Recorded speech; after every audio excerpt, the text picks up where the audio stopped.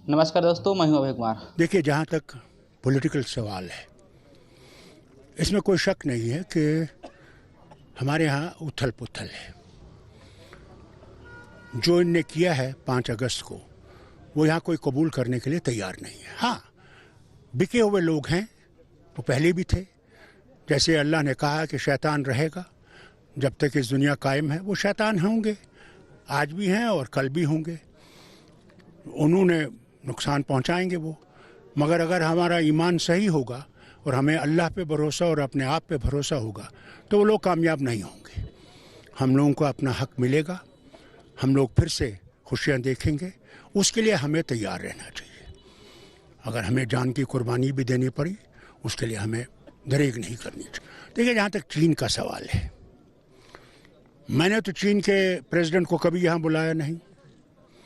हमारे वज़ीर आज़म ने उसको गुजरात भी बुलाया, उसे झूले पे भी बिठाया, उसे चेन्नई भी ले गए, वहाँ भी उसको खूब खिलाया, मगर उन्हें वो पसंद नहीं आया और उन्हें आर्टिकल 370 को लेकर ये कहा कि हमें ये कबूल नहीं है और जब तक आप आर्टिकल 370 को रिस्टोर नहीं करेंगे, हम रुकने वाले नहीं हैं, क्योंकि तुम्हारे पास अब ये खुला मामला हो गया।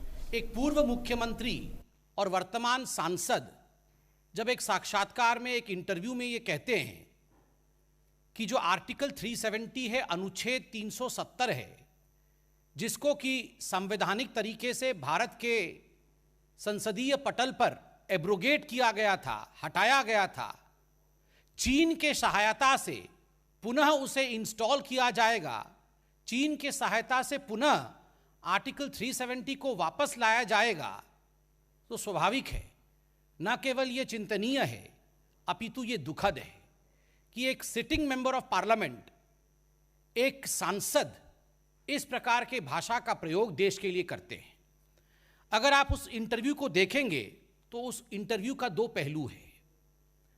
फारूक अब्दुल्ला जी का मानना है कि आज जो चीन आक्रामक हुआ है, उस आक्रामकता के पीछे एक ही कारण है और वो कारण है कि अनुच्छेद 370 को हिंदुस्तान ने निरस्त किया, अनुच्छेद 370 को हिंदुस्तान ने हटाया। Mr. Farooq Abdullah categorically in his interview states that since Indian Parliament abrogated Article 370, it has irked China, it has disturbed China, and that's why China is justified for the kind of aggression that it has taken on. एक तरह से फारूक अब्दुल्ला अपने इस interview में न्यायोचित ठहराते हैं चीन के इस विस्तारवादी मानसिकता को, और दूसरी ओर उससे भी बढ़कर एक तरह से एक देशद्रोही कमेंट करते हैं और कहते हैं भविष्य में चीन के साथ मिलकर अगर हमें यह मौका मिलेगा तो हम अनुच्छेद 370 वापस लाएंगे।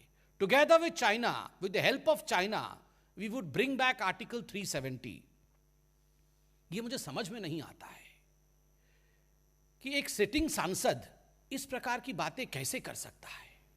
कैसे वो कह सकते हैं कि किसी दूसरे देश के साथ मिलकर हम अनुच्छेद 370 वापस लाएंगे।